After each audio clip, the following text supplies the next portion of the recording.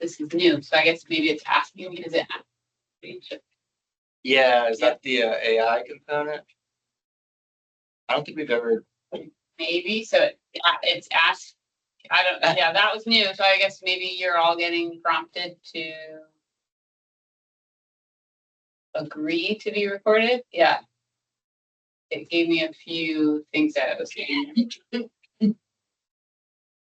All right, well, if you can, so it's no different on our end, it's the same, like, we're just recording it and posting it on our website.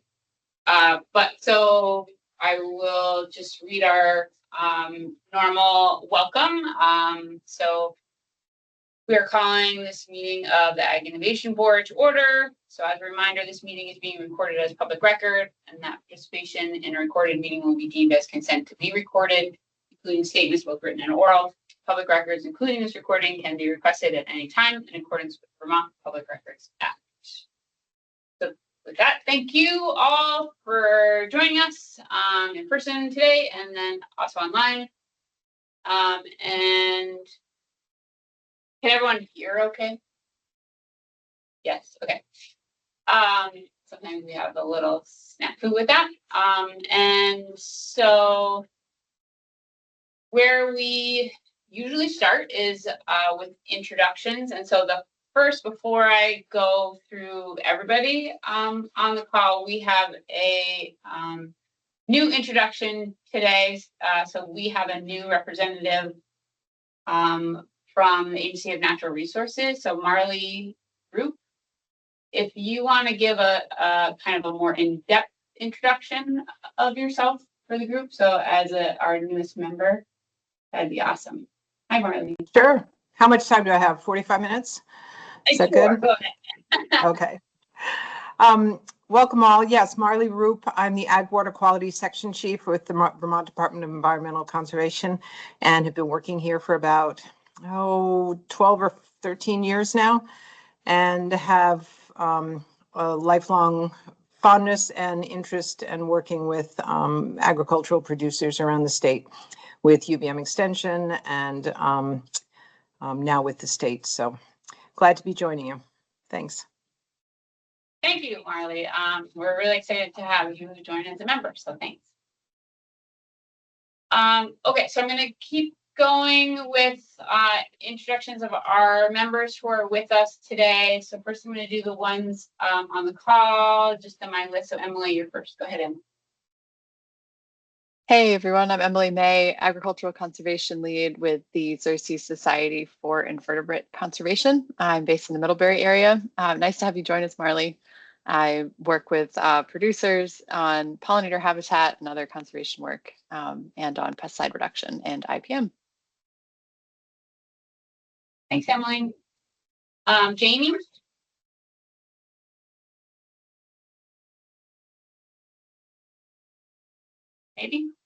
Maybe he's just listening. Yeah, there you are. Hi, Jamie. You wanted to give a quick introduction? He's on mute. Oh, we can't hear you.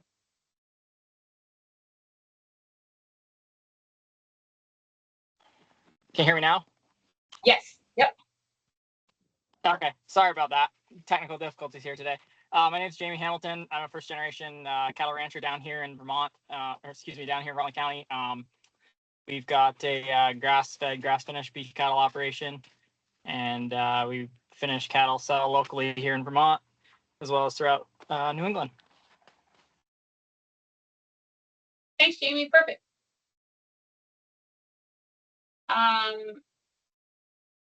Andrea?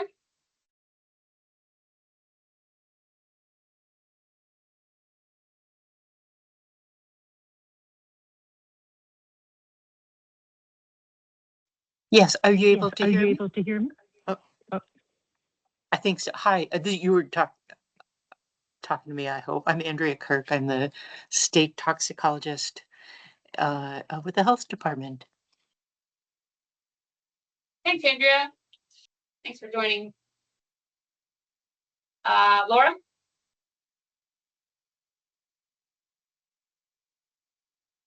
Laura DePietro, Agency of Agriculture. I'm the Director of Water Quality.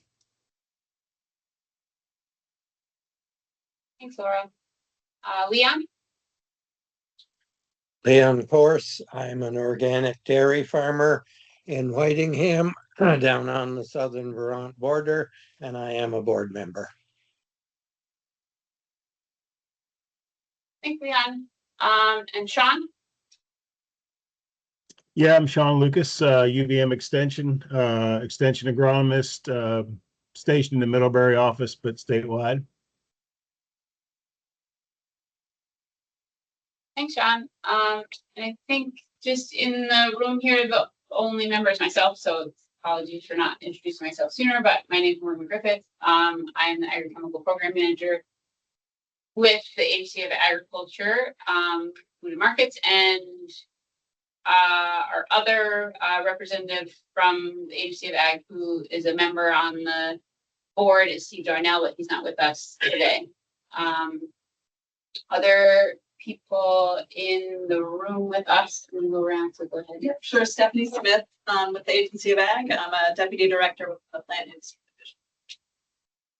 Zach Shikowski with the Agency of Agriculture, agrochemical program manager with the Plant Industry Division. Pam Breyer, agrochemical toxicologist with the Agency of Agriculture, Food and Markets. So other people in the room with us, do you want to introduce yourself? I'm Robert Bristow Johnson. I live in Burlington, Vermont. I'm Sylvia Knight. I live in Burlington. I'm with the Vermont Pesticide and Poison Action Network. I'm Robert Wright. I live in Burlington with the Pesticide and Poison Network. Thanks for coming today. And then I have Katie. You'll have a chance to kind of introduce yourself a little bit more, but just kind of the quick, like, hi, I'm here. Hi, I'm Katie Malarkey. I'm a PhD student at Rochester Institute of Technology in upstate New York. Thanks, Katie. So we're going to hear more from her after we just finish our few more logistics. Yep, that's everybody on the call. And so I didn't get any edits from our May minutes, so those have been posted and shared with everybody. And then our only other kind of board news, we already spoiled by welcoming Marley as a member. So we're very excited to have her on board and get her up to speed and have her contribute from her great experience and expertise. So next on our agenda was just any agency and legislative updates. And the only things that I was going to kind of just basically give a teaser for next time is, so the agency has been working on developing that pest risk assessment part of the neonic prohibition bill for an exemption order to be issued for use of neonic treated seeds. There is a pest risk assessment component to that. And so we have been working on developing kind of how to quantify that risk and determine that risk, and working with Heather Darby, and then she's also in collaboration with Cornell. So we are hopefully going to learn more about that in September. Heather's going to come and give us an update on her research that's informing that pest risk assessment. But so it's kind of just a teaser of more things to come as that gets developed, and an opportunity for input for that for the board members. Also along that line, for exemption orders, so another requirement for exemption orders is an IPM course. So Sean is actually helping us to develop courses for that, to satisfy that IPM requirement, and also kind of BMPs that were passed. So that is all I had for an agency update. I'm looking at my colleagues here. Anyone else for the share? We're continuing to work on a permit process for the paraquat ban as it relates to that I can't recall the act number off the top of my head, but this past session, so that is in effect. Yeah.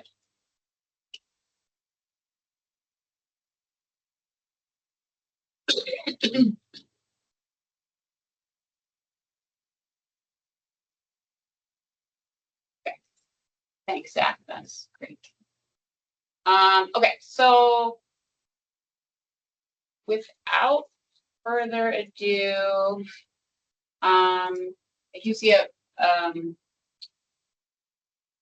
another member has joined us. Nate, hi. Thanks for joining. Want to come off mute and just give a quick introduction? You can.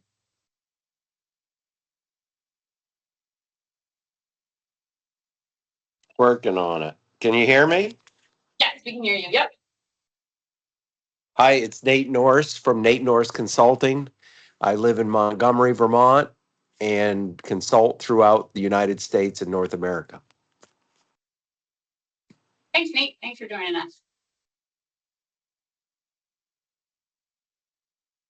Okay, so our star presenter today. So we've invited Katie Malarkey to join us, and she's been doing some great work, but I'll let her tell us more about it, about agricultural plastic for her PhD program. So I had the pleasure of talking with her, I don't know, a month or so ago. And I learned a lot from her. So I thought that it was beneficial for all of our members to hear about all the awesome work that she's been doing. So Katie, without further ado, I will pass it along to you to kind of tell us what you've been up to. Thank you very much, Morgan. I appreciate you guys giving me the time to be here today. Let me make sure everything shares correctly first. Okay. This is always the logistics part, right? Yes, okay. Of course. Can you see my first slide? Yes, we can. All right, and it's just the slide. It should be in present. Well, it just went to your desktop for a second, but now it's his slide. Yep. Okay. All right. Well, good afternoon to everybody. Thank you for having me today. My name is Katie Malarkey. As I said, I'm currently a PhD candidate at Rochester Institute of Technology in the Golisano Institute for Sustainability, which is in upstate New York, so not too far away from you guys. And as Morgan shared, my research over the last 5 years has been looking into what it would actually take to bring agricultural plastics into a circular economy here in the United States. And today I'm happy to share what I've been learning so far. You all probably know very firsthand how essential plastic is to our modern agricultural system. So what I want to show you today is both the national scale of that amount of plastic and the specific barriers that stakeholders within the system have been sharing with me. The overarching research question that's been driving my work is what types of circular economy strategies are currently most feasible for reducing that plastic consumption and the waste in U.S. agriculture. Don't worry, you don't have to read all this, but to tackle that, I've split this work into 3 different questions, one per chapter of what will eventually be my dissertation. Chapter 1 is establishing that material foundation. So how much plastic is used and what forms is it being used in? That research has been completed and published, and I will share the highlights today, but I'm happy to pass along the published article to anybody that's interested. Chapter 2, which I'll share my preliminary findings today, goes directly to the people who work with this plastic every day to understand why this linear system is presenting, and I'll talk about that a bit too. And then chapter 3, which is still ahead of me, I'm going to look into the economics of circular management. Can they actually work in the United States, and what policies would be needed in order to make that happen? So we can't fix what we don't measure. And so let's start with chapter 1, which asks the most foundational question: how much plastic is actually being used in U.S. agriculture? And in what forms and polymer types is that use happening? So there was no current national estimate when I started this work 5 years ago. The only prior US specific report had been published in 1994, and it was using voluntary industry surveys to determine our plastic use. So these pictures, these photos represent stuff that you guys probably all see all the time, but it represents a range of the products that I investigated in my research, and they're currently being used across all different types of stages of agriculture. Mulch films and irrigation tubing, flexible and rigid intermediate bulk containers, greenhouses, low tunnels, horticultural containers for growing our crops, maple syrup tubing, and bale net wrap for harvesting our crops, and silage, bale wrap, and grain and silo bags for storage. The breadth of these different products matters because it's hard to design any circular economy solutions when you don't know exactly what you're dealing with across the entire system. So I did look at 26 different individual products, and I actually have breakdowns for each of those in case anybody's interested specifically. But I tried to pull some data that might be more relevant to Vermont to share today. So to determine how much plastic is being used, I mapped those 26 different plastic products across hundreds of different crops that could use those products. And then I calculated how much plastic was needed per individual product, per individual crop, and then scaled that entire mass up to get an estimate for how much plastic we're using across the entire country. So let me walk you through the chart first before we get through a baseline number. The y-axis shows things broken down by agricultural stage. The x-axis is the total annual plastic consumption in metric tons. Each bar shows the breakdown of the product category within that stage. So starting at the top, soil preparation is dominated by our mulch films, with irrigation tubing making up the remainder. Planting is a relatively small contributor of plastic by mass. That's your seed packaging, your chemical containers. The growing stage uses a lot of plastic. So the horticultural containers are dominating over the protection structures. Harvest is again smaller. That's the one that's driven mostly by forage baling and sweetener production, which does include maple syrup tubing specifically. It also includes beehives, but the maple syrup tubing was just a tiny slice at 90 tons of plastic for the nation per year. Storage brings our plastic use back up. That's driven almost entirely by silage. The silo bags, bunker tarps, bale wraps, nearly 290,000 metric tons combined. And that's close to a fifth of all of our plastic use, but it's primarily for feed for dairy and livestock animals. Oops, sorry guys. Okay, there's your spoiler. So, summing that all together, the national baseline of plastic use is currently 1.56 million metric tons of plastic being used annually in the United States. That's 2.7% of all of the plastics that we use. It's very consistent with global estimates. Other countries estimate their agricultural plastic use at 2 to 3.5%. But this is also roughly 5 times that last national estimate that was completed in 1994, showing that we've had a large increase, not in necessarily crop production, but in plastic use in US agriculture. Another way to think about this amount of plastic is that it's enough plastic to wrap around the Earth's equator 20 times every year. Okay, and so the other thing is that the use is highly concentrated. So horticultural containers account for 42% of that plastic use. Silage storage is at 19%, and mulch films is 17% of the national plastic use. So those 3 containers alone represent over 75% of that total plastic use. And from a circularity standpoint, that concentration's actually really helpful because it means we don't have to try to solve 26 different problems all at once.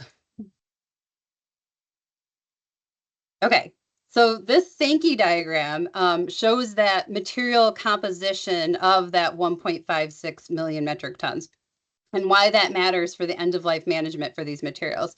So reading from left to right, the first column is the different products category. The middle shows the polymer types that these plastics are coming from or are made of. And then the right shows that physical product form that these plastics are being used in. The width of each of those colored flows, it's proportional to the plastic mass. So LDPE, as you can see, is dominating and flows almost entirely into those flexible films. Those are the mulch films, the silage wraps, the low tunnels. Those are all made of LDPE or LLDPE.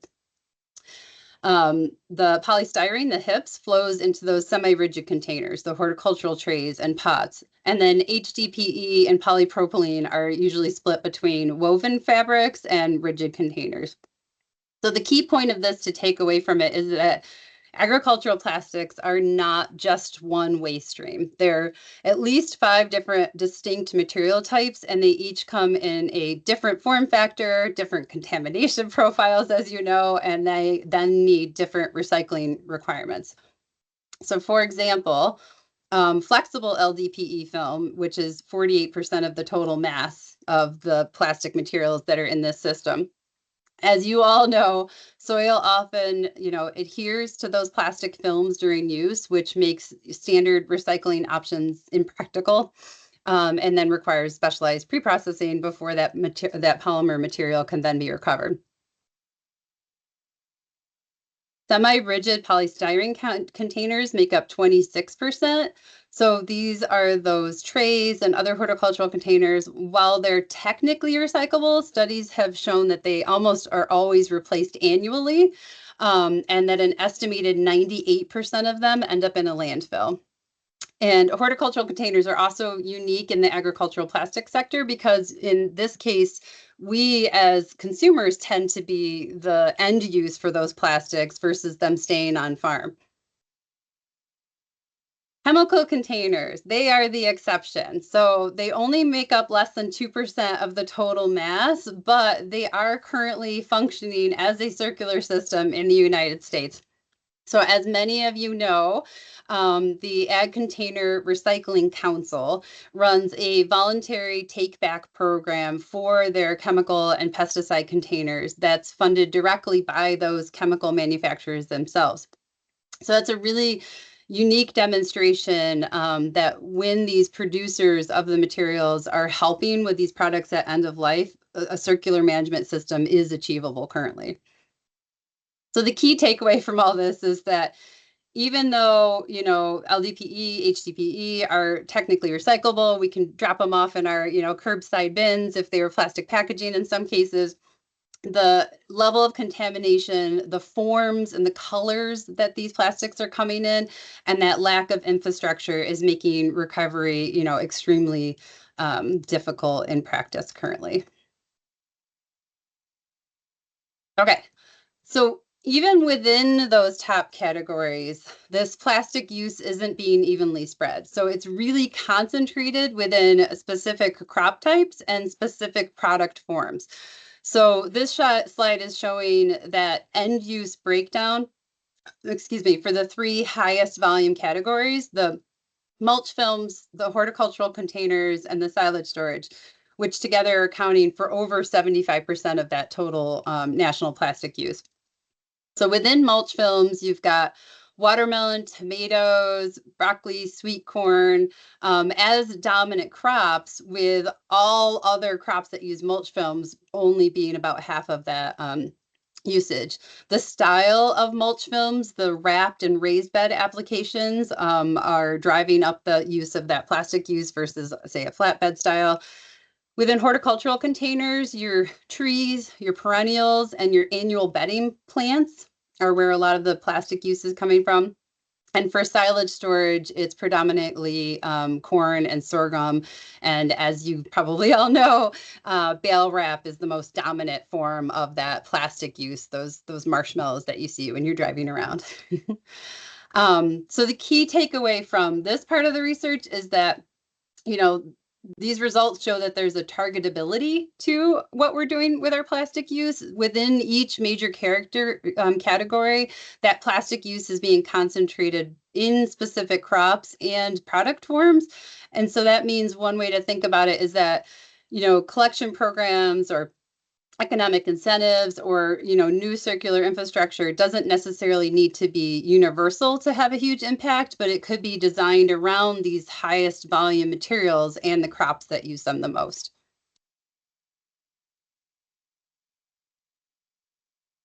Okay, so the last result I want to share from my first chapter speaks to the potential of those circular economy solutions. 3 different scenarios were tested to understand how much agricultural plastic use could be reduced by applying circular strategies. So dematerialization would be to reduce the intensity of the materials that we're currently using. So lighter films, thinner containers, basically just less plastic in what we're currently using.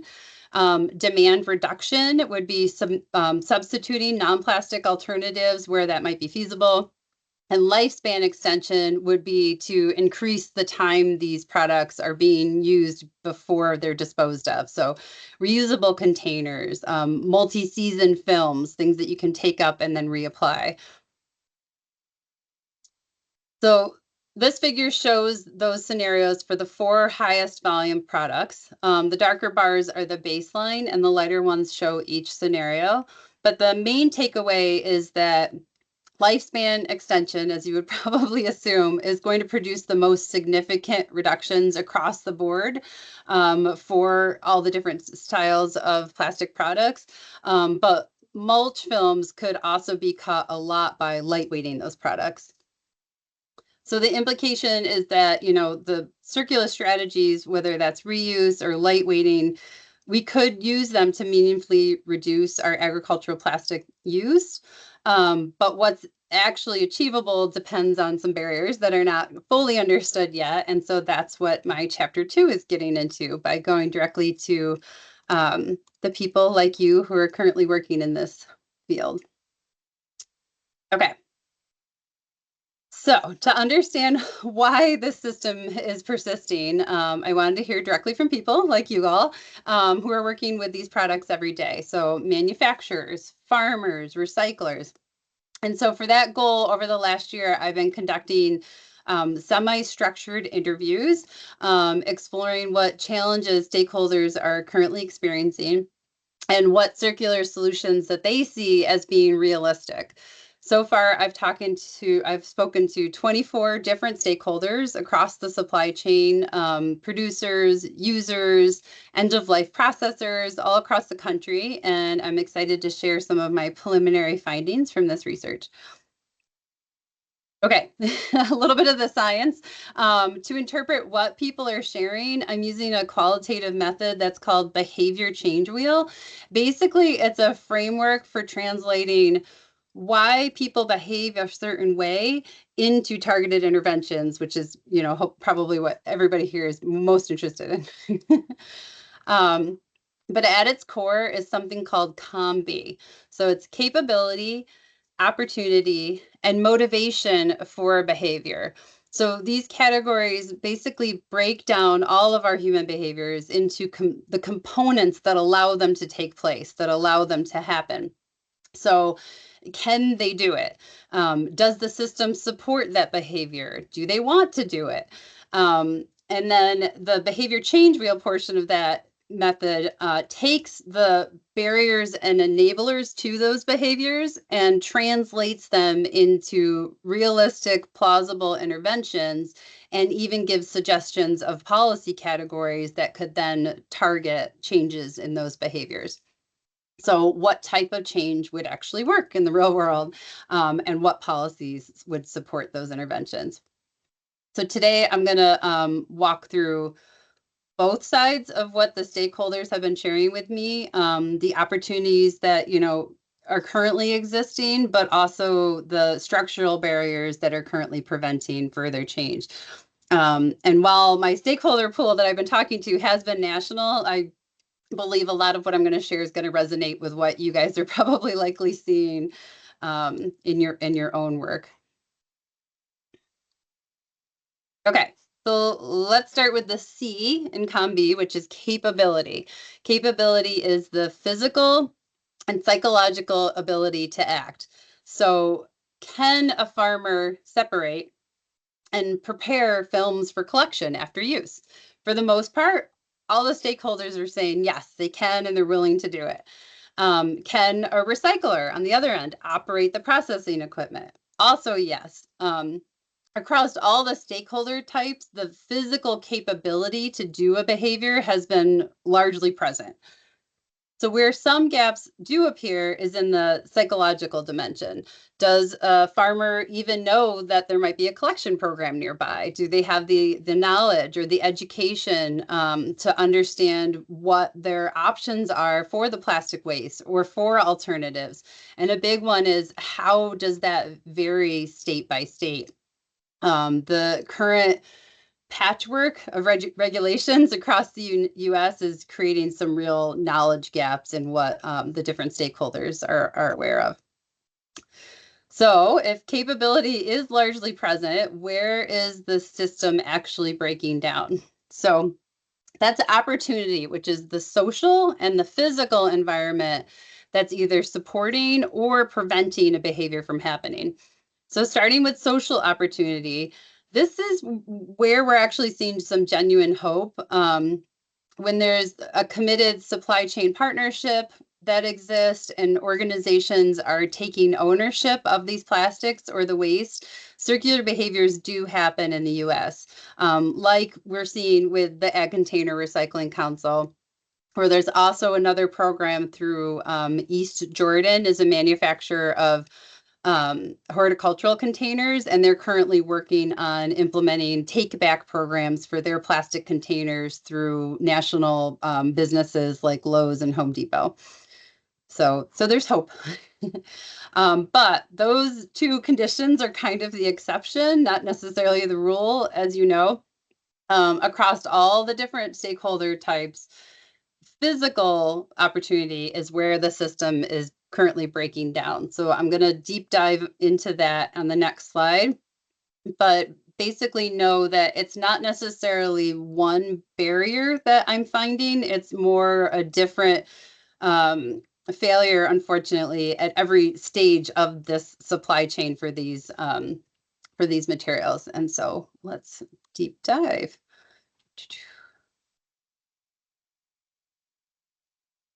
Okay.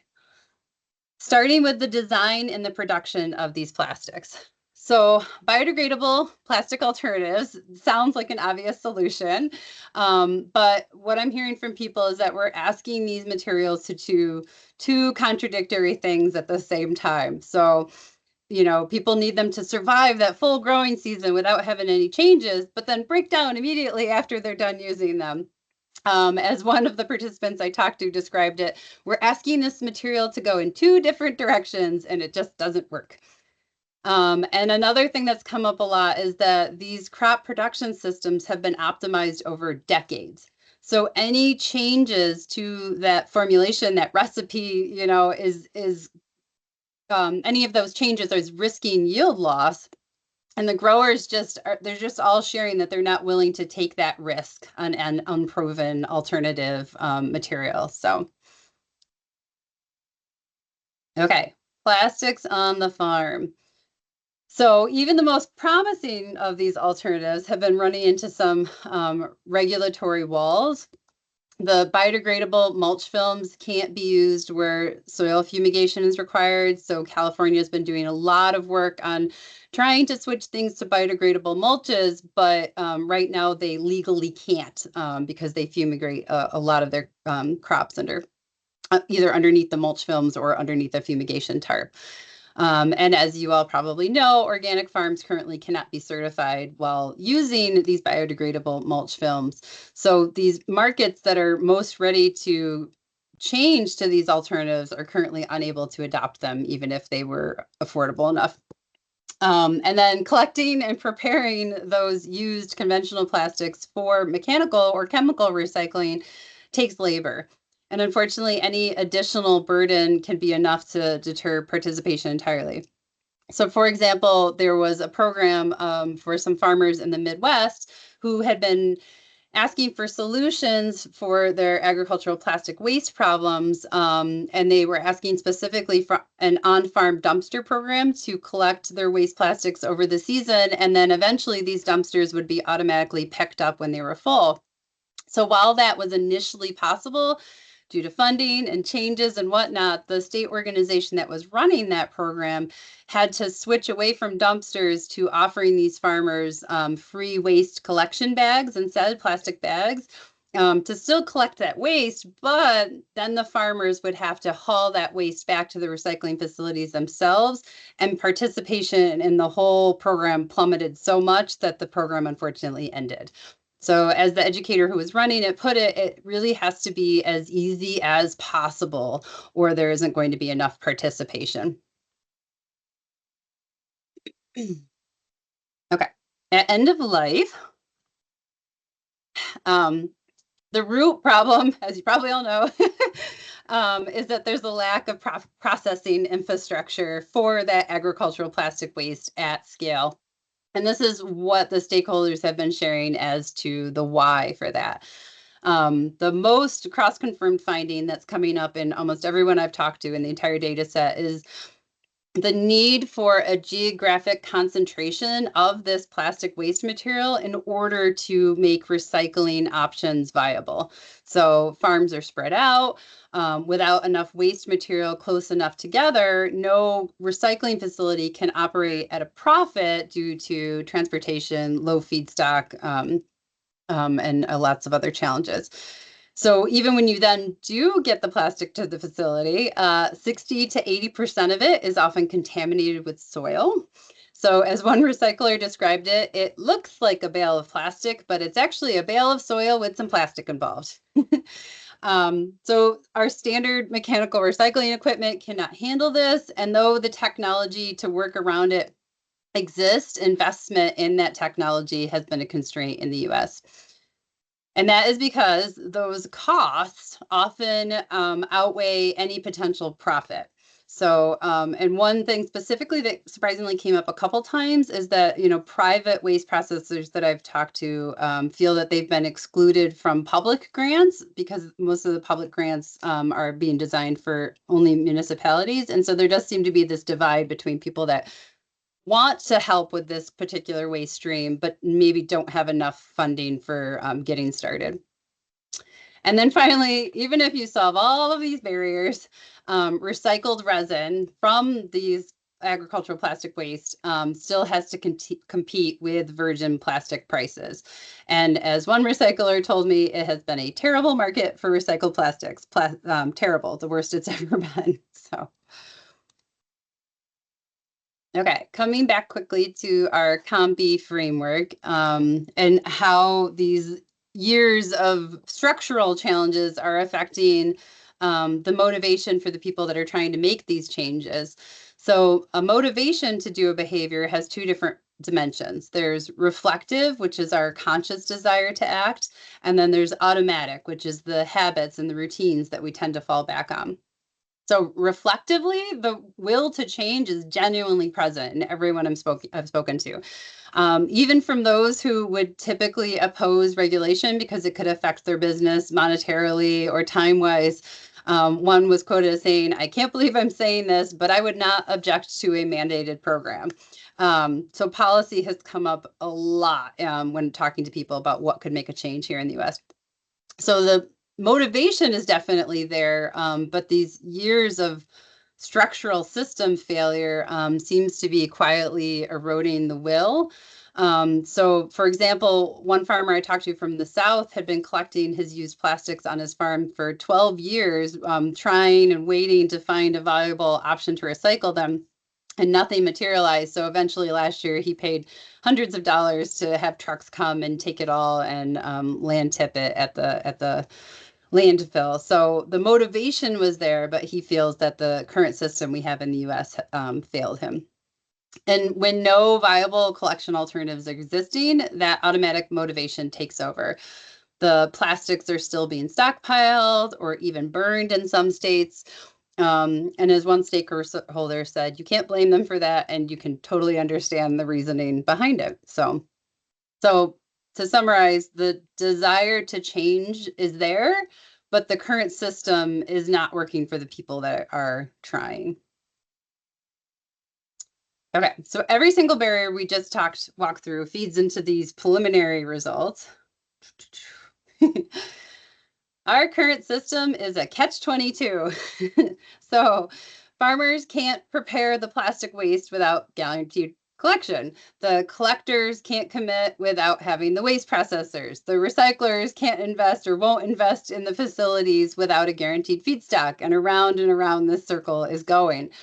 And every stakeholder in this system has been sharing that they know exactly who should go first. And unfortunately, it's usually never them.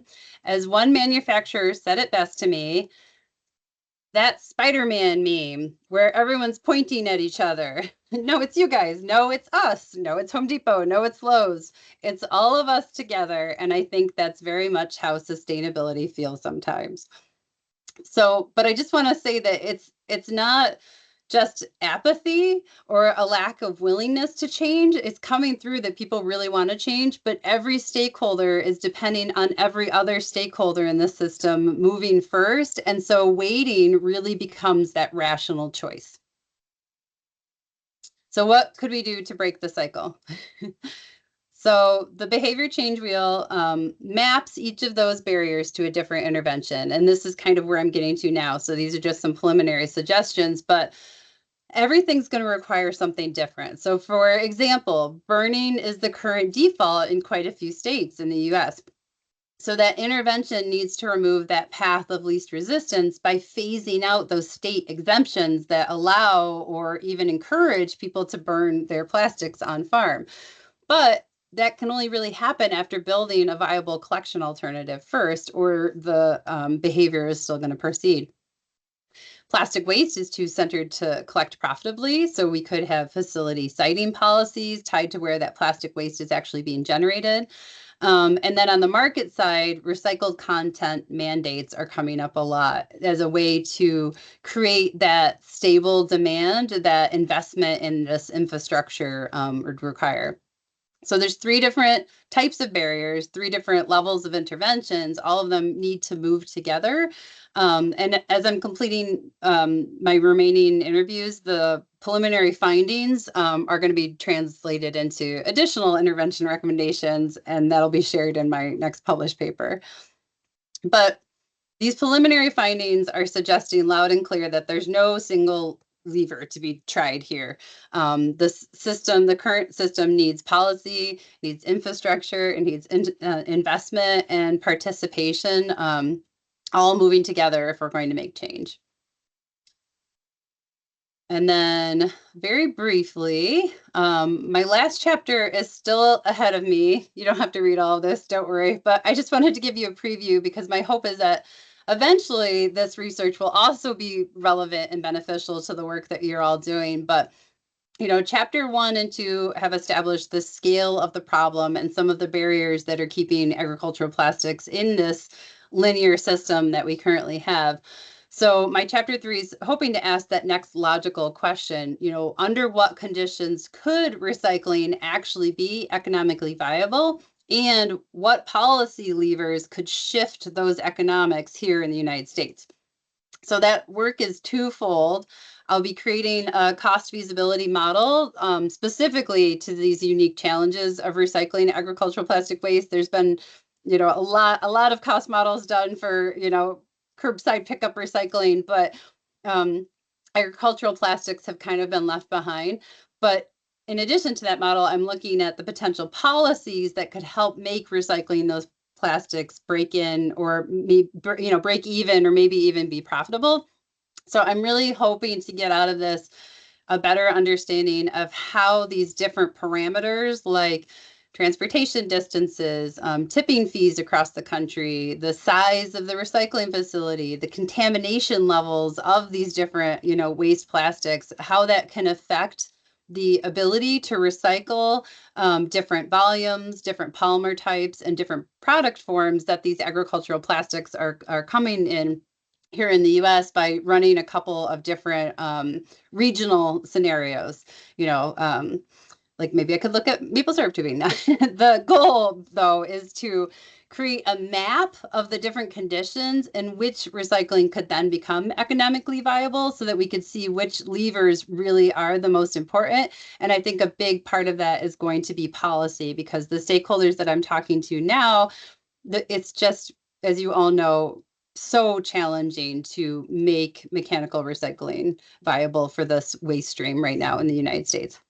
So any thoughts and feedback that you have on this is definitely welcome.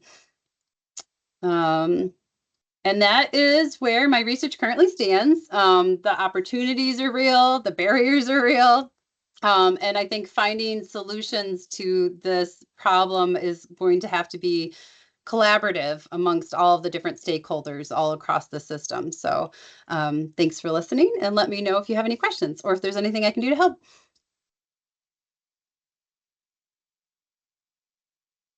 Katie, thank you. I'm just writing my last sentence in my notes. Yeah, go ahead, Sean. Let me catch up. Oh, I'm so grumpy. I got kicked off here for some kind of connectivity issue a minute ago, and I just got in halfway. I got kicked out halfway through chapter 2, so I didn't get to hear chapter 3. So I apologize, but I did. I'll circle back. Can you share your slides with us? Yes. Yes, I would be happy to. I heard, I didn't hear anything about high tunnels. I realize that's probably, you mentioned greenhouses, you mentioned low tunnels. I'm wondering if high tunnels are part of this equation. Obviously, they're not using as much plastic because they're, getting changed out like 6 to 8 years. So hopefully not using as much, but I guess my question is for greenhouses, is that like the nursery pots, all the above? I just wanted clarity on like what is the plastic, or were you lumping high tunnels in with that? It is all of the above, as you said. I've tried to quickly pull up some of my extended supplemental information, but yes, so I did look at rigid greenhouses. So as you see in the picture there, but So I like also did do polycarbonate then? Yeah. Yep, exactly. Polycarbonate greenhouses. But then I also looked at high tunnels with the plastic film and low tunnels, which, as you can imagine, was a different method of calculation because high tunnels, anything that's related to horticulture from the United States, from the USDA standpoint, is actually that acreage or that square footage of what is being grown in the United States is actually considered separate. So anything that's in the field would be done by acreage. So that would be like a low tunnel, but anything that's grown under, they call it under protection, is actually from a different analysis. So yeah. Okay. Well, thanks for clarifying that. I did my undergraduate at U of R, so next time you're over at Mendon Ponds, say hi to Yes, Mendon Ponds for me. Definitely. It's a wonderful, I'm very fortunate to live here. I came here for RIT and never left, so. Thanks, Sean. Leanne, do you have a question also for Katie? Well, more a comment. I just wanted Katie to be aware that as an organic dairy farmer, we've used multiple of these plastics. Okay. And we were part of a pilot program at one time to recycle them. And because it was the right thing to do, I actually hauled the plastic about 30 miles away to participate. But the challenge on a dairy farm is the cleanliness. You put the feed into storage in the cleanest time of the year, and you take it out during the 3 seasons where mud and snow and so forth are all a big issue. And it's really hard to keep it clean and dry. And that's what they wanted. Yep. I wonder as we go forward, if we really want to address this, if we don't need to come up with some funding mechanism to help farmers create hard surfaces to store the forage on, because most farmers store it on gravel or sod, and it's just about impossible to keep it clean. If we could afford to have concrete or asphalt or something, it would make it way more feasible to get the level of cleanliness that the recyclers are looking for. So I see that as a really big stumbling block. Thank you for sharing that, Leanne. Yeah, Leanne, it sounds like that was kind of the biggest complaint. What, Katie, your thing was that that's like the weight was, you know, like 80% soil or something, you know, like that is. Oh, did I freeze? I can hear you, but your video was frozen. There we go. Yeah. Okay, sorry about that. Go ahead, I can hear you now. That's okay. I was just saying, like, yeah, it sounds like the cleanliness of in particular the silage films used is a huge problem, and everyone was kind of talking to you about that, and even how much weight that soil contamination is. You kind of even had some numbers around that. And that's yes, currently, especially for mulch films, it's some studies have shown it's 60 to 80% of that bale of plastic is actually soil, and it's soil that needs to stay on farms too, right? So it's not just causing a challenge from the mechanical recycling. And another thing that's coming up, and I don't know how this will affect you guys in Vermont, but you know, I hinted to it a little bit, but the recycling technology to deal with these types of plastics is also having to differ across the country. So places, you know, up where we are, that thankfully, you know, we have the benefit of a lot of water. A lot of these plastics are wet washed before they go in for breaking down and eventual pelletization of the polymer for recycled content. But places like California, that technology is not working because they have very strict water percentage usage mandates. So even when the technology exists to work with these materials, it's not applicable across the entire board.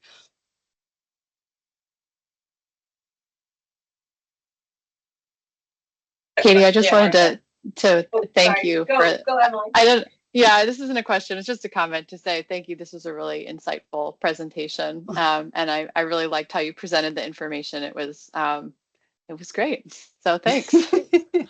Thank you, Emily. Not everybody is as obsessed with ag plastics as I am, so I try to make it fun. I will say too, for the quantification research I did, I'm happy to send you my paper, as I said, but if anybody wants a deep dive, I do have all of my, they call it supplemental information. So all of my calculations for each of the different 26 different plastic products, I actually have, you know, code and tables that you in theory in Vermont could modify the national numbers to make this more applicable just to your state, if that's something that you're interested in. All of that's free and out there. Yeah, send them all up. Publication for sure. I'll put that up on the website and everything so that it can like go along with your presentation, and then also send it to members so that you guys can read it in more detail. But I like the idea of us trying to manipulate something to get a little more specific for Vermont, especially for our, you know, recommendation support of anything. It definitely would help for us to have more local numbers. So maybe we can do it. So yeah, you could send that to me, Kate. That'd be awesome. Definitely. Do it as well as you can, but well, I'm happy to help you with it too. I've been working with somebody in Monterey Bay to move it to their county level. But it's part of the reason why I spent so many years, because now the hope is that it won't take 3 decades. Like hopefully every time there's a new ag census, we can just update my code basically and get a better blueprint of, you know, what our current plastic footprint is. So awesome. Yes, thank you. Yeah. I had a question about, you had said that one of the ways to reduce plastic, you know, outside the circular economy piece, but was to make the products thinner. And is that possible? I mean, and then you also did comment that, like, you know, we have a formula and we know it works, you know, as a manufacturer of plastic. So why would we change that? So can you dig into that a little bit more? Yes, I'd be happy to. It's actually, and I'll add a third option, which I think I'd shared with Morgan when I talked to her, but there's actually, you know, for everybody who nerds out in this sector, there's actually every other year, there's a conference called the Agricultural Plastics Recycling Conference. So I've been fortunate to go and present it a few times, but basically it's all of the manufacturers and users that are trying to make a difference for these particular plastic products. But one of the things, as an aside, that's coming up a lot is, especially in the mulch film sector, they're actually trying to go the opposite way. They're actually trying to increase the thickness of the mulch films in the hope that maybe they could be rolled back up at the end of the season and maybe rolled back out, or maybe they could, again, depending on where you live in the country, I know that's not, Northeast, it's not always possible to leave the films down for the season, but maybe you leave them down for the season and get different growing seasons out of them. So there's a couple of different ways of looking at that material density question. Is lightweighting really the way to go? Or is it actually to use more plastic, but get a longer lifespan out of that particular product? So one of the places where I do think, so mulch films is hard, right? Because you make it too thin, it's going to rip up, you're going to leave it behind on your farm. But one of the sectors that is looking at is the horticultural sector. So those trays, if they really are getting thrown out at the end of the year, why not just make them good enough to get through that year and have less plastic going into them from the start? Or like I hinted at, the plant pots are usually coming home with us, right? And we don't currently have, any place to put those other than in our garbage, So if those particular products were lightweighted, that would make a big difference to the amount of plastics that's being used. Thank you. Yeah. I forget if I mentioned it when I talked to you, but we do have one pilot program, and someone's gonna have to remind me of details of this, for the plastic pots. We do. So Pride's Corner is a producer of plants that ship to Vermont. I believe that's the name of it. And we do have a collection site in Vermont, but it's specifically for those in the nursery and horticultural industry. It is not, it's not wide for public recycling efforts. So it's not consumer, it's not consumer, it's only nursery. nurseries. Yeah. And they do take them back and recycle them. I don't know if they're recycling them for resin content or if they're recycling the pots to just reuse them again. I don't know the answer to that portion of the question. But I have had conversations with other nurseries, and I think it's worth, highlighting for the public. And we haven't done that yet at the Agency of Agriculture, but that always inquire where you purchase your plants from, because I think many take them back and do reuse them. If it's their pot, and I don't know if they always brand their pots or whatever, but because I've recently purchased, just as a consumer, have purchased plants, and it has been shared with me that they would take the pots back. So.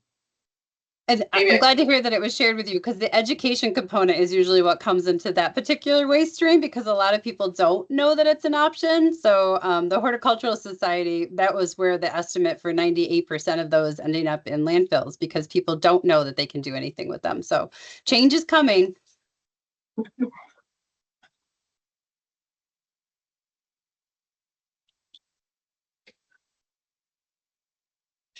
Are there any other questions or comments for Katie?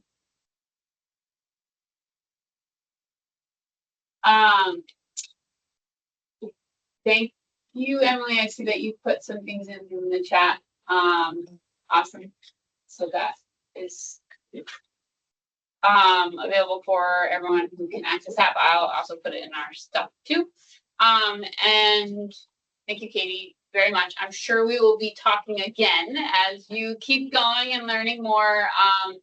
And we will do the same if anything comes up. Then yeah, keep kind of collaborating. I think that was like the best thing of us just being connected, is just so that we each don't feel alone in what we're doing, and trying to do something and make recommendations that can make something feasible out of, and that definitely doesn't seem that way right now. So great. So thank you and good luck. And we really appreciate everything that you're doing and you taking the time today to share it with us.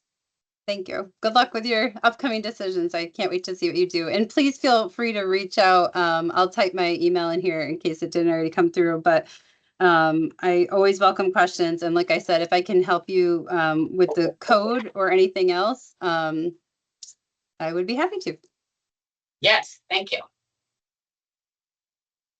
I guess I'll step off. Yeah, you're free to stay on. And yeah, we're gonna talk a little bit about something still on the plastic thing for a little bit. Zach's gonna give us a little update on just few updates on in the legal world is what has been transpiring in response to states EPR regulations. Not super in depth, but just kind of like, hey, this is out there. Things are happening. Things are pushing back, just because we've heard a lot about from the EPR side and how these regulations have come about. And then so it's just kind of for us to get our head around the responses to some of those. Yeah, you're welcome to stay on.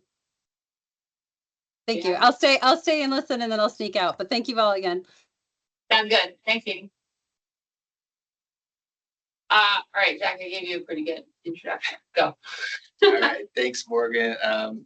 Zach Shikowski with the Agency of Agriculture, Agrochemical Program Manager. So Morgan and I follow the National Agricultural Law Society. They have like this little newsletter that they publish every, I don't know, month or bi-monthly. And they had a little snippet about current legal challenges to the various EPR programs that certain states have enacted within the past 4 years, I would say, at the earliest. And Morgan thought it'd be a good idea to kind of just give an overview of what's going on with those as it relates to ag plastic, which we've been kind of discussing a lot recently. And we've had Clean Farms on. We've had somebody from the Quebec government side, I believe. Is that right? They were Clean Farms too, but yeah, more in the right.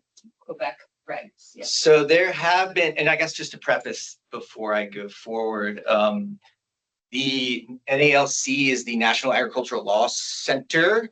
They have a really good webinar, and that's publicly available, and it kind of covers the currently existing EPR laws that states have, as well as outstanding questions, etc.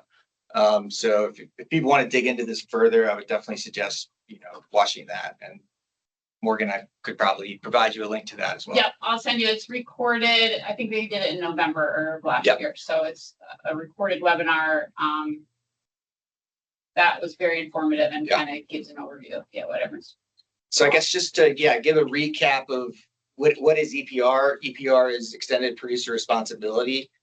I believe it started in the EU. I think it's pretty much implemented across the EU, and also in Canada has certain EPR programs as well. The idea is to essentially, it's in the very short, it's the kind of the polluter pays concept, and what it is that producers of covered materials, so that could be certain types of packaging. Usually all of these relate to packaging, actually. So producers of that have to register with a producer responsibility organization, PRO.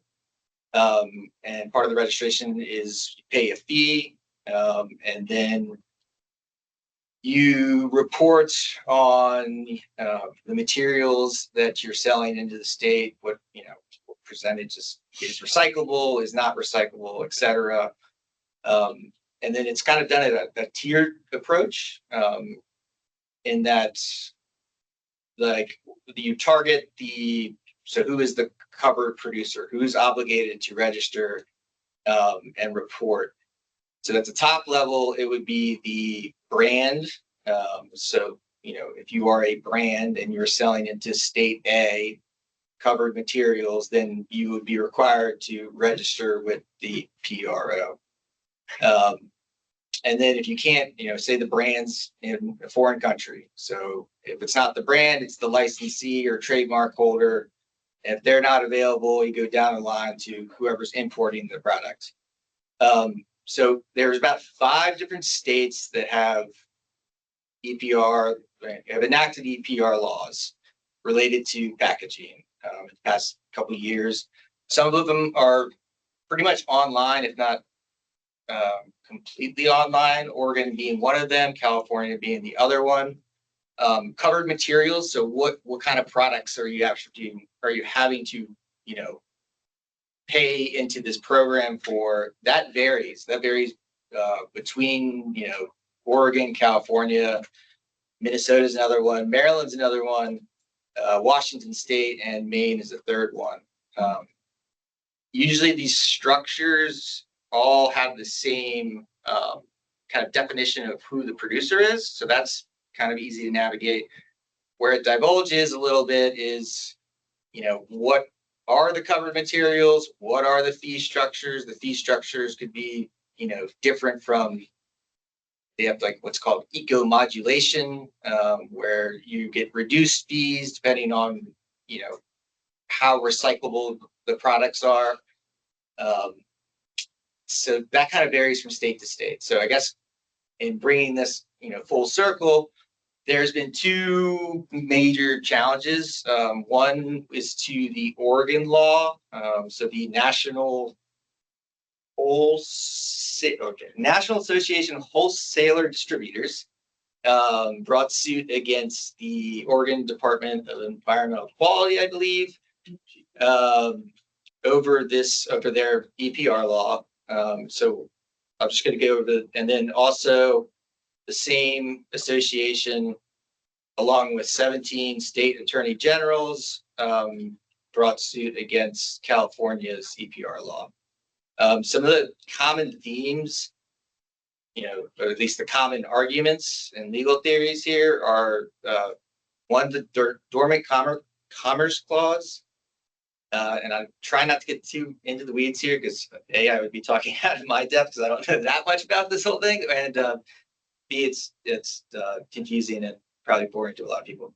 So the federal government, under the Constitution, they have the exclusive authority essentially to regulate most interstate commerce. But courts have interpreted this exclusive authority to kind of infer a negative implication. And that negative kind of dormant theory is that states can't unduly regulate interstate commerce. And in a sense, they can't discriminate against out-of-state commerce. They can't unduly burden commerce as well. So it's kind of like the flip side of the exclusive commerce authority of the federal government. So part of that aspect is so you have various different states with different reporting requirements. You have different covered materials. So the short and skinny version of this is it's burdening interstate commerce to be like a brand and having to, market and work through the supply chains, et cetera, to sell into Oregon versus to sell into California, to sell into Minnesota, et cetera, et cetera. That's kind of the short and skinny thing there. The other one is like kind of unlawful delegation of authority. So what's in common here is that for each of the states that have passed one of these EPR bills is that, other than Maine, to my knowledge, is that they all have the same producer responsibility organization, and that's Circular Action Alliance. And so when we had Clean Farms in, it's the Clean Farms of the US. So we have one entity that essentially each of these states is saying, hey, you are going to have to report to this person who could also be determining fees. And that's a private entity. So essentially it's kind of designating governmental powers to a third party that's not a governmental power, which, the argument is against the law. So hopefully that was somewhat coherent and not too boring. And please ask questions that I can attempt to answer if you have them. I have one so those laws, do they like name specifically, or they just say you have to work with a pro and there's only one pro available, which is Circular Action Alliance? I believe that's the case. Yeah. So because there's just not. Yeah, I believe the laws do designate them as the pro, and that they would be the ones that, you know, the brand, the licensee, et cetera, would have to. I believe they have to register with and then report. And then in some instances, I think they could potentially be, you know, determining what the fees are. Not that you know the answer to this, I'm just gonna wonder out loud for a second, so do not feel like you have to answer. But it's my understanding that there's only one in Canada too, right? So it was Right. like Fleet Farms is Yeah. the only one doing it. And then like each province has its own, right? So it's like similar thing, right? Like each province kind of had its own regulations. So like I wonder if they got challenged in the same way, but I don't. I recall, based on our conversation with them, like, because we asked, like, how do you enforce this? Yeah. And if I recall correctly, it didn't seem like they really did. I could be wrong. You can look through the recordings or whatever. Clean Farms wasn't enforcing. Right. Right. Because they didn't have that authority. And then, you know, I remember her saying like there could be some like dual responsibility structure. I'm not sure. I haven't read into, you know, these laws in detail to determine like if they are kind of like a dual structure where DEQ is doing X, Y, and Z, and then the PRO is doing, you know, if you could untangle them in a sense to, yeah, I don't know. But yeah, I mean, just I think Katie brought it up earlier. Just the differing capacities and barriers between state and state. It does. It's difficult to, if I mean, not to get on the side of the industry, but you know, it's a somewhat credible argument that you have to essentially tailor each product potentially to a specific state market, depending on that specific state's requirements, which could be burdensome. Yeah. I feel like you told me this. So the Oregon one was kind of first, and so that's so the one yeah, gonna... the Oregon one, there was a I can't remember the name of the court, but there was a preliminary injunction issued in February of this year, essentially that said that's NAW is the association. The Oregon couldn't impose, you know, the requirements of the law on the association of wholesale distributors, and that I believe like the dormant commerce clause argument and non-delegation due process is going to go to trial. That might be coming out sometime in August, a decision. And that's a big case too, because it could kind of set the stage for the rest of the states, depending on how those arguments go and what the court says.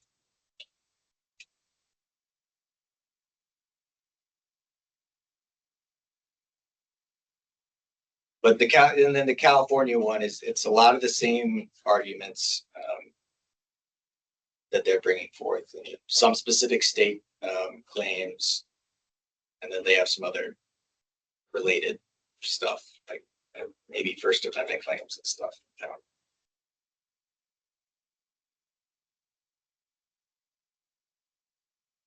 I have another dumb question that you might not know the answer to. So the laws themselves, right? So it's like Clean Farms is just if you make this thing, if that thing is on the list that is included, you have to provide a way for it to be recycled. No, okay. I don't think that's how it works. It's more like you have to provide a way, but you have to. If you're circular action, then they will provide a way for it. No, Yeah, Looking it, at no, it is. It is. I preliminary. mean, like, I'm still kind of like, I'm not an Okay. expert on this either. It's if you are a producer of a covered material under specific law, then you need to register and report, and you're essentially going to be paying more. What happens is that that cost will usually be transferred to the consumer, unfortunately. But you will be incentivized to start producing stuff that is, you know, in some of these eco-modulation schemes, I think the fees are reduced for, you know, if you're using more sustainable materials or materials that actually have like an end recyclable market, depending on what that is. Or if you're not using, if you're using less plastic, I think I'm not, I don't know the full details of the fee structures, but I mean, that's the idea is to incentivize producers to shift their production to more sustainable packaging. Yeah.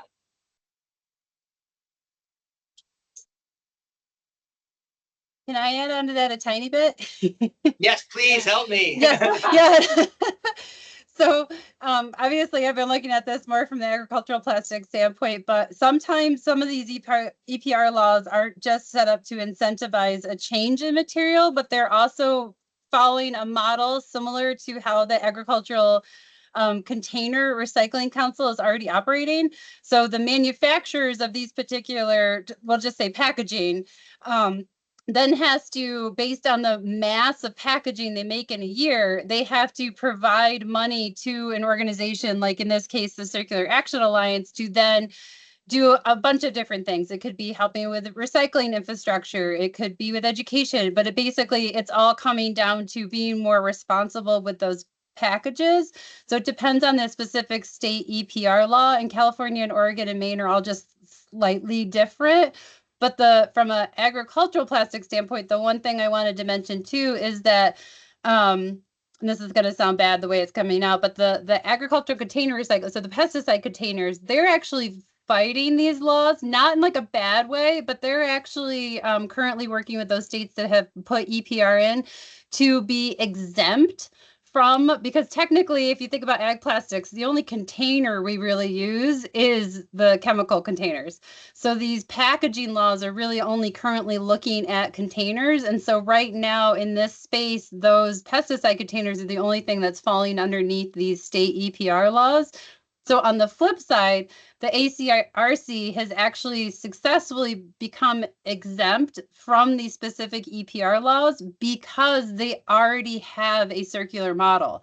So they're going to the state saying, our producers shouldn't have to give more money because our stakeholders, our board members are already paying us to collect and recycle these plastics.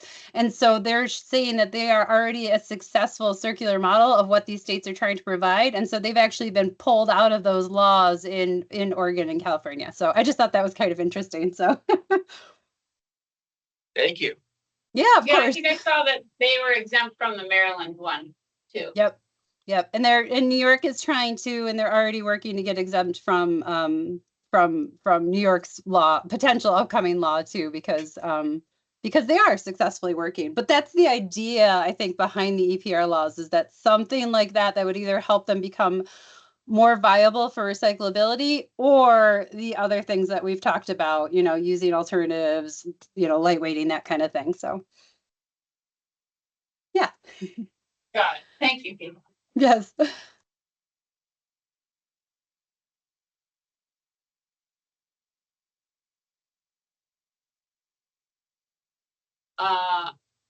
Any other questions or comments? So I think we'll kind of just try and keep up to date on this, because I think it does influence us. So, like big picture, right? Like why we're doing all of this is for us to make some sort of recommendation within our end of year report about ag plastics and how we reduce it, how we incentivize innovative alternatives, things like that. Nate, you have a comment? Yes, please. Yeah, go ahead, Nate. Down in Pennsylvania and Lancaster, the Amish were doing a very good job at recycling their drip tape and their plastic. And then all of a sudden, China quit taking that stuff back and dealing with it. So the problem is there isn't hardly any facilities in the US that deal with this. So there's a lot of barriers to making this happen easily. And Yes, then right. this is off topic, but I just, since I'm on, I found out yesterday that they found strawberry disease, neopestilosis, in New Hampshire, and it looks like several farms have it from a pretty reputable nursery. And it's something that I think there's a task force now with New Hampshire and New York, and Vermont should probably be part of that. It's been a problem real bad in Florida and North Carolina, and that's where the plants came out of. And the New Hampshire group is very new, many of them from North Carolina, and are quite familiar with it. So that's all I got. Thank you. Thanks, Nate. I think Stephanie in the room here works closely with our agency of ag. Plant health. Plant health. Yeah, I'll share that. Group. Thank you. So yeah, she can definitely take that forward to them. So thanks, Nate, for sharing.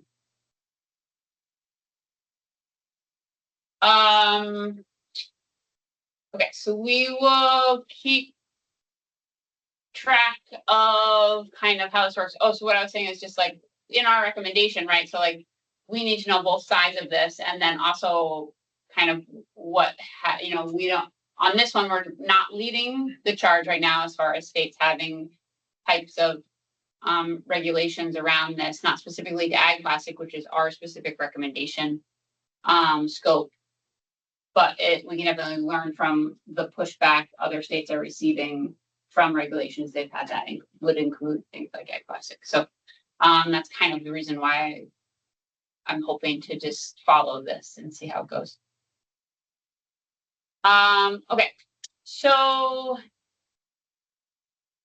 next on our agenda, I just put kind of a catch-all planning for future AIB topics. So there's a few things that I wanted to touch on, and one, it has nothing to do with future AIB topics, but we did get the results from, if you remember, we had Tom Gates come and talk to us, who works for Ben and Jerry's Caring Dairy program, and we included a few questions in his questionnaire that gets sent out to all of his members.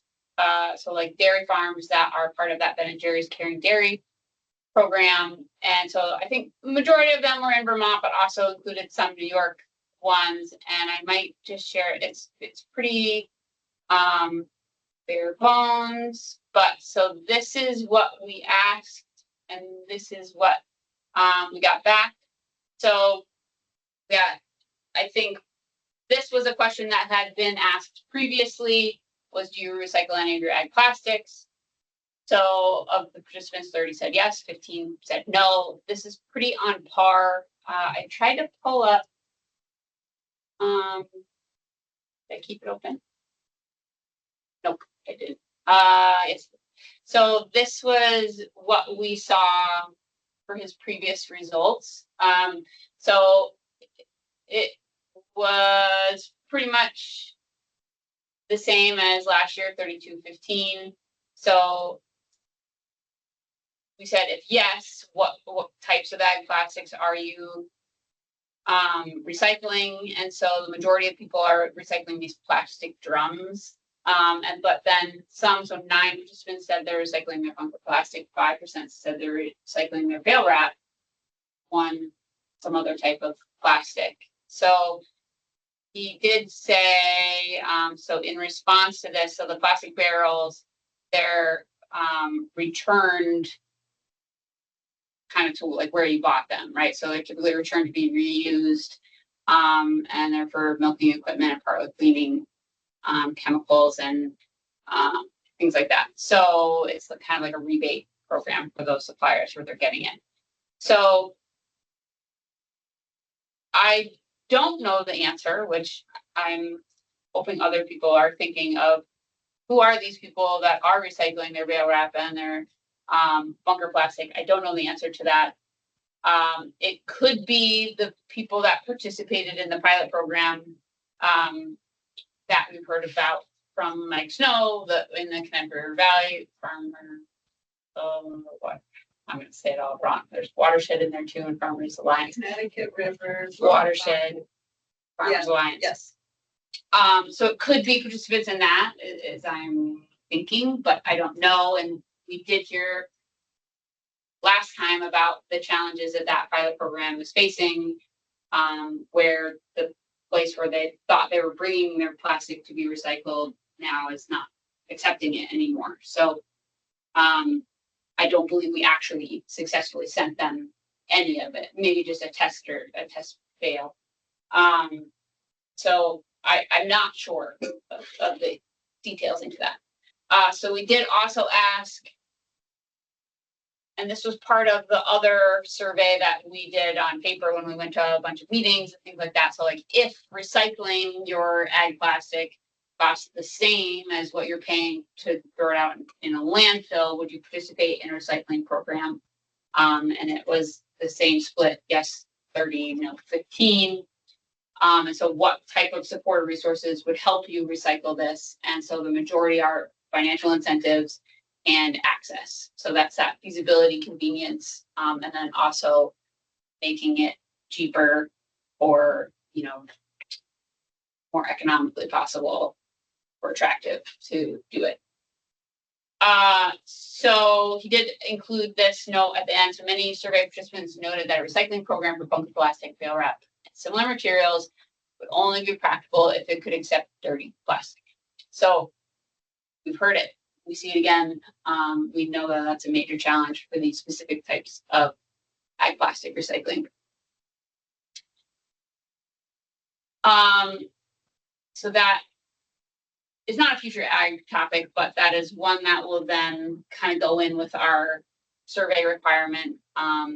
We haven't gotten any other survey results from when we talked about it. I don't know about it, but April, May, but we can do a quick overview probably at the end of the year before we summarize it for our result. So actually future AIB topics, we have many of our statute responsibilities include the use of reducing pesticides overall, incentivizing practices that use less pesticides and things like that. So we did, I've been trying for probably the last month and a half, 2 months since we last met, to get a few people in to talk about innovations in agriculture that help reduce the use of pesticides. And so it kind of went along with this EPA put out this innovation challenge. So at the beginning of this month. And so this is open for public comment through the end of September. And so basically the EPA, I'm just going to read this summary so that does it better than what I can say. And so it's a request for information, an RFI. So seeking public input to inform development of an innovation challenge focused on practical, cost-effective alternatives to using conventional pesticide chemicals for crop desiccation. So they aim to identify opportunities to reduce reliance on conventional pesticide and chemical desiccants while supporting harvest readiness, crop quality, and operational efficiency. So what this is, you can comment on them developing this challenge. So they want to put money behind this to incentivize innovations in this area. And so that being said, we have heard of companies that exist right now that are innovating in this space.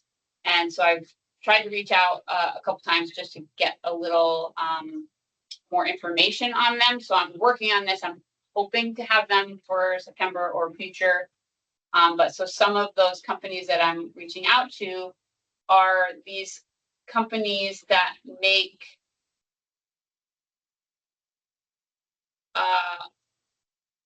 precision agriculture possible, right? So it's kind of automated, also so uses technology to be able to figure out when a pesticide is needed, but also kind of have it be only where it's needed. So it helps to reduce the overall use of it. So these are examples. So I've reached out to this company, and then I've also reached out to this other robotic innovation company for ags. And so most of them are weed control for this one. And then I've also, there's one more Greenfield Robotics, and I believe, but I haven't been able to confirm or talk to him yet at UVM, but I believe Heather and Jeff Sanders at UVM Extension are trialing this Greenfield Robotics. And so basically it's kind of like a mower using mechanical means instead of chemical means to provide weed control in row crops. So I believe that UVM is trialing these, but I don't know for sure. Maybe Sean, maybe you know. Yeah, go ahead, Sean. Yeah, they actually showcased these up at the Border View Field Day last week. So Heather and Jeff and Daniel Bliss are working on it, and I expect them to come out with some information on them in the next year or two. Yeah. So I reached out to Jeff, but obviously this is like the worst time of year to get Jeff's gear. So yeah. It's super busy. But hopefully just to kind of get a like, hey, we're trialing these and yeah, this is what they're doing. And so that is just some of the things that I've tried recently to do this. But I wanted to open it up for members to provide other things and to kind of look at those different responsibilities of AIB to just keep going down that path as well. So I welcome any ideas you guys have right now. But I just wanted to tell you where we're at right now.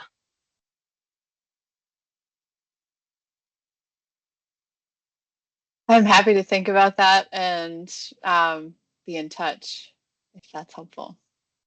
That's very helpful. Yep, just shoot me an email, shoot me links, shoot me whatever you have or have heard, and I will keep trying to get, or if there's just even at different universities, outside of UVM, if anyone else is trialing these.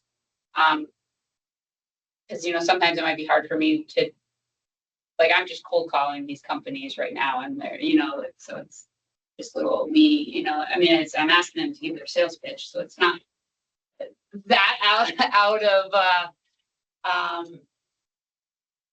that hard for them to say yes to, I would think, but it's just hard to get visibility to them. So if anyone has a network that I can tap into, that'd be beneficial.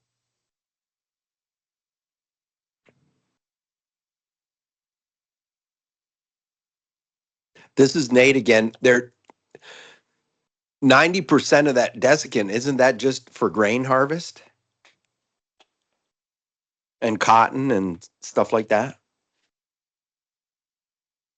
Yeah, I don't know, Sean, if you can answer that too. I don't think it's, we definitely use some desiccants, I believe, speak out for cover crop termination, but I don't know for sure, or, but for that innovation call out for EPA is specifically for desiccants, but. Yeah, I don't have specific numbers on stuff, but it's something that we should probably try to get more information on.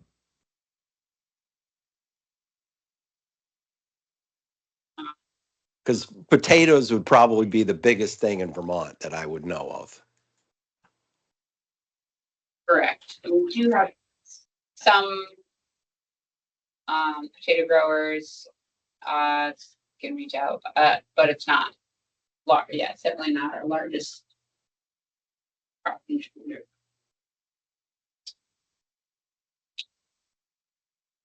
And then a second thing for food for thought on the board is the stuff they're doing with UVB application at night as a fungicide. And it's working really well.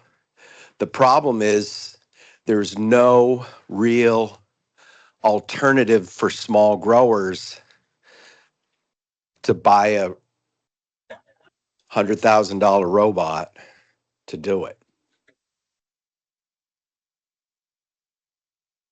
I feel like I heard a presentation from, yeah. This. On UVM. Nate, do you know, is anyone at UVM currently doing that? Have you heard, Nate, of a local researcher working on it, or? So Kearneysville, Dr. Fumi Takeda was doing it at Kearneysville, and I believe he's retired. I don't know if anybody's taken it up. They were doing work in Florida. Wisnaski and Nathel were into a pretty heavy project, and I'm sure some other strawberry growers like Driscoll is in it too. But for small fruits, it's really been interesting, and it would work for other things. And I believe locally there were a friend in Mass. They had something going at University of Rhode Island. Okay. And he did some trials there. So that's probably as local as I know. Okay.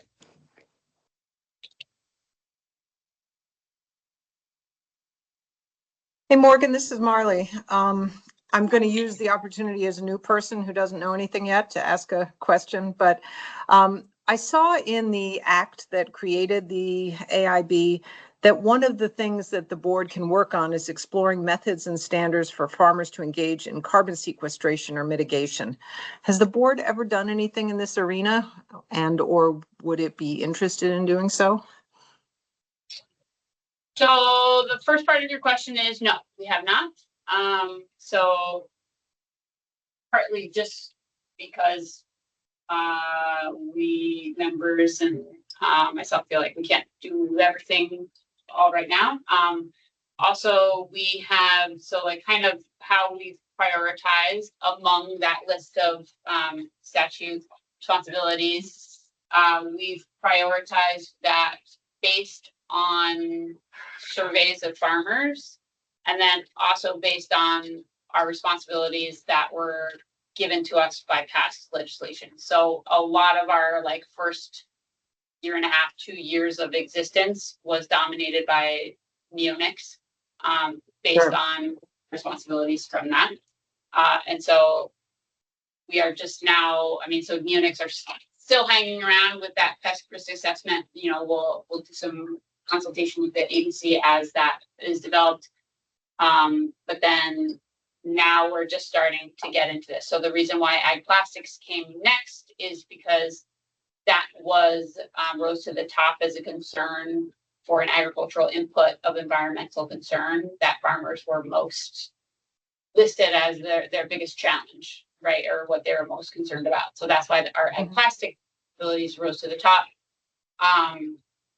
And so, yes, that responsibility is there, and we can cater our surveys. We have to survey every year, so we can cater our surveys to get more information about the interests of that. But so I guess that's kind of the reasoning why it hasn't been addressed yet.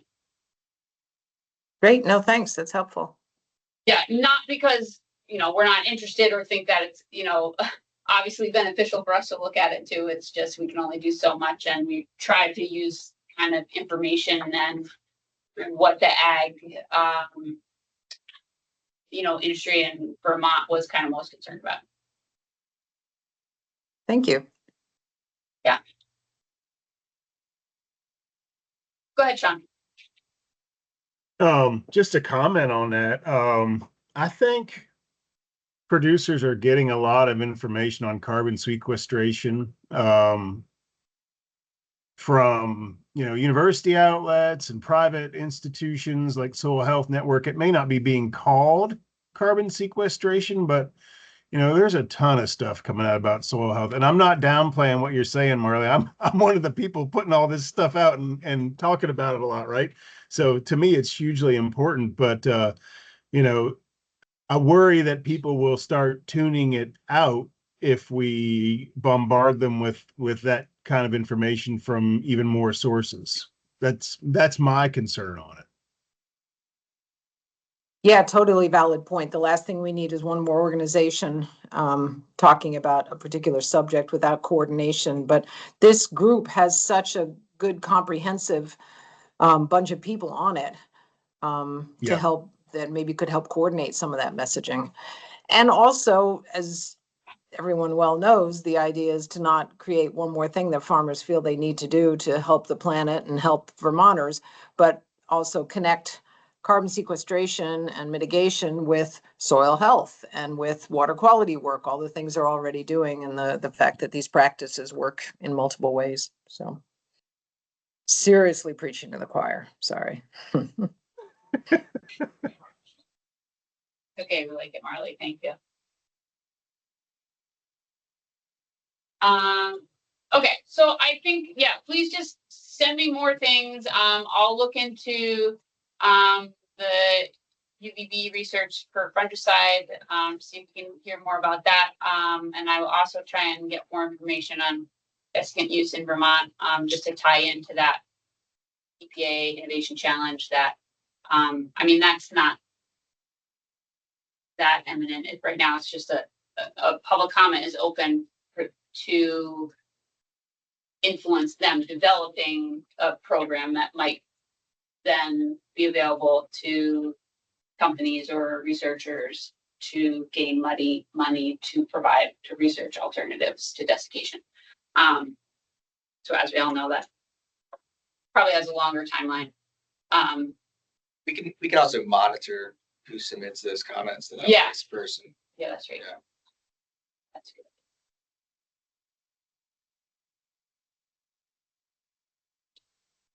It help us get some more people. Yeah.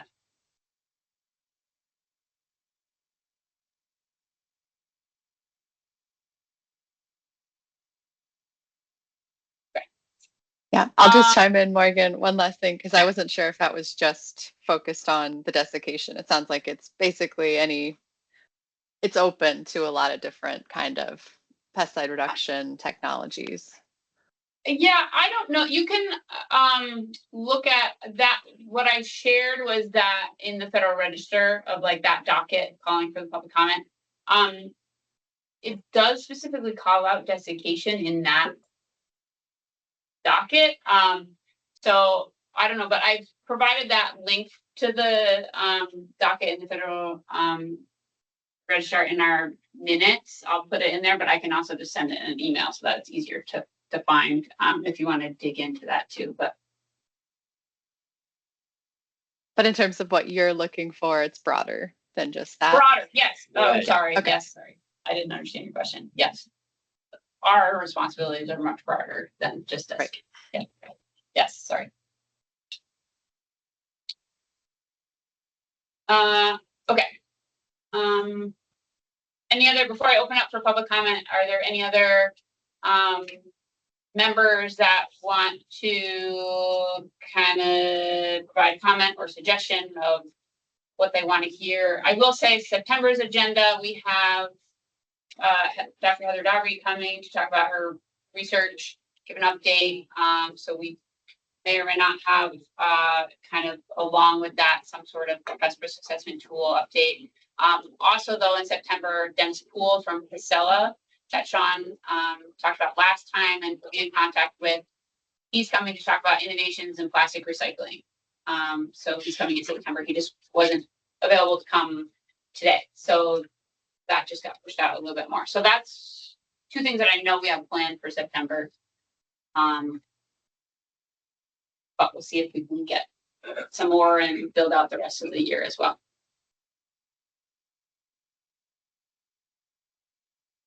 Okay, so with that, it's 2:47. So I know we have some members of the public here that I believe would like to comment. So I'm opening it for you guys. Thank you.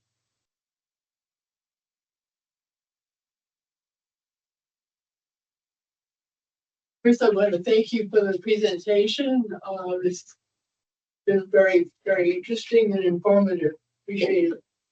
And so today we're trying something new, different. We brought to you the names of those who have sent the petition that Vermont have been sent you last year. I don't know how many of you have actually had a chance to read the petition or to see the names. Seeing pages of black and white print on a page may not really register very much. So we are sharing the names of people who have shared, who've written their names on the petition.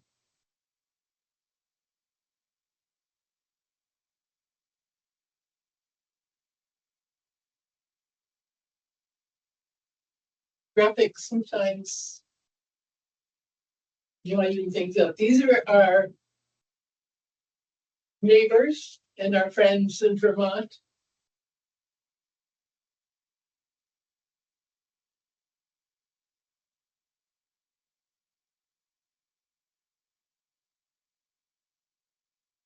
We know that pesticides, some with PFAS,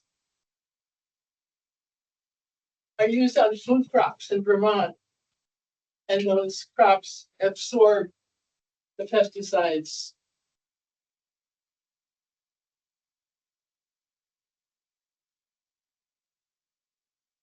We know that we are exposed to toxins when we eat foods that contain pesticides and PFAS residues.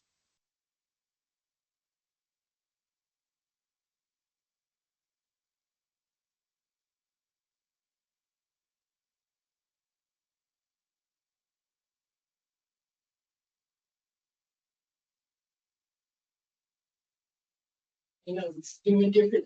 We had a long line of these all the way through our condo last night.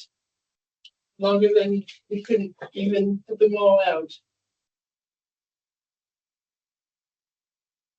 These people all care about pesticide reduction. All over Vermont.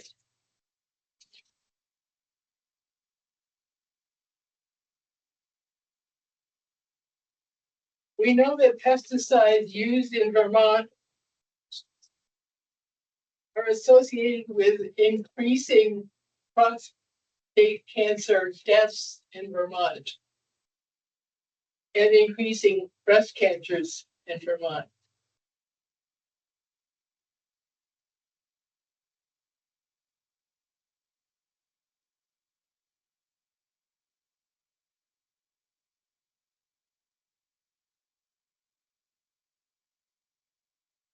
We're glad to hear that you are looking at an initiative to look at ways to reduce pesticides. That's a piece of good news.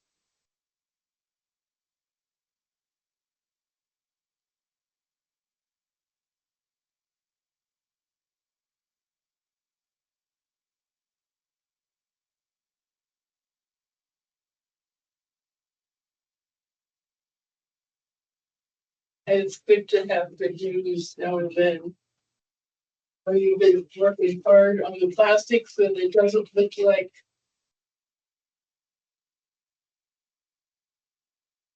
it's difficult to find a solution there.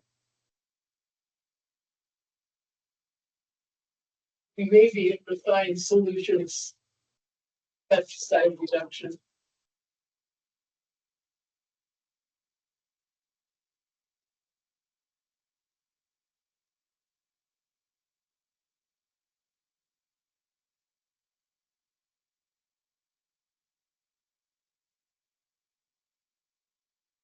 Yep.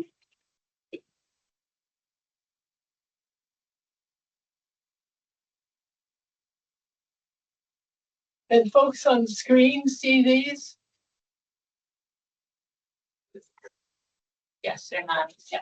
Can folks on the screen see any of the numbers on the poster? Okay.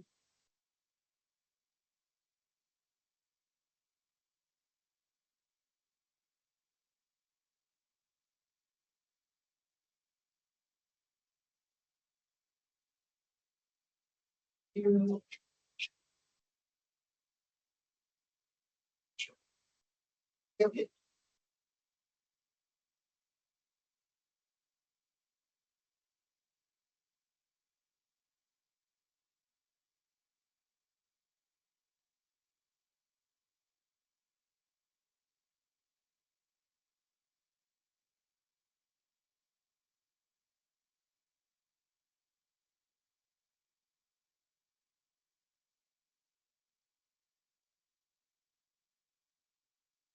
There's some pretty high numbers over there. Hundreds of thousands of pounds of pesticides used since 2010, I think we started.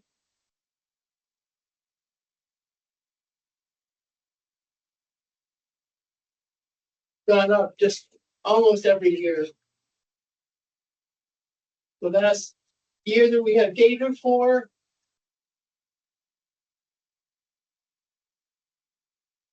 shows that over 400,000 pounds of pesticide were used in this state in 1 year. That doesn't count over the counter. It doesn't count the adjectives, I mean, the adjuvants.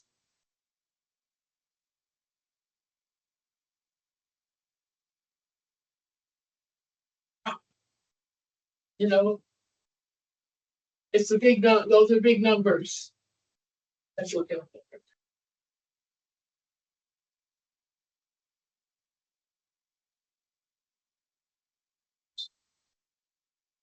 There's 2 oranges in a row.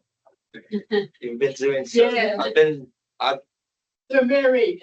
Ah, that's good. That's good. You noticed.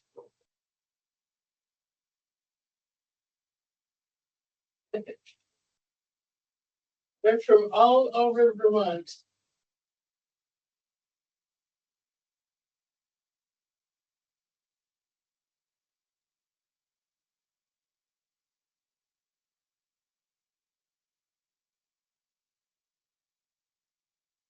Okay. I got it.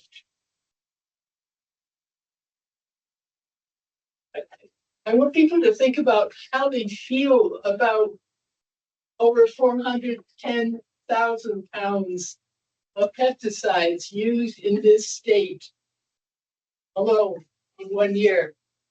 What does it feel like?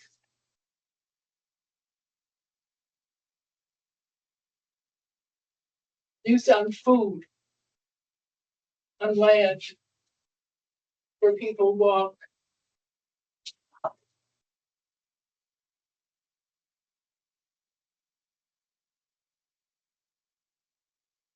We're getting there.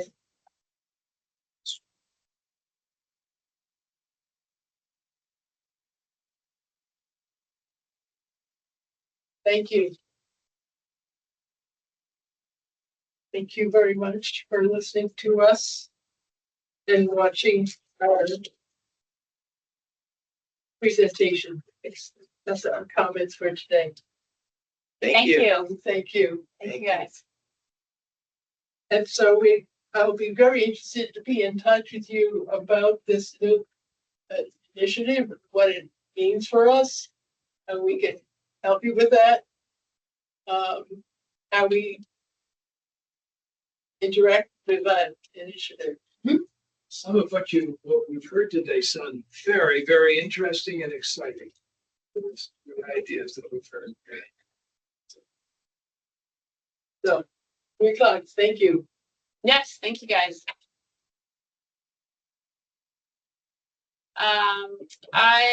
So our next meeting is September 22nd. And then, so just please, look for, I'll send out, kind of resources and the minutes from today. And then get everything posted online as well. And then, in the meantime, just send me any ideas that you have, or future agenda topics as well. So thank you very much for everyone taking the time today to join us, participate. I really enjoyed it. Thanks.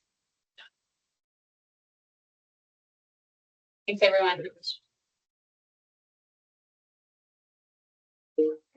See you in September.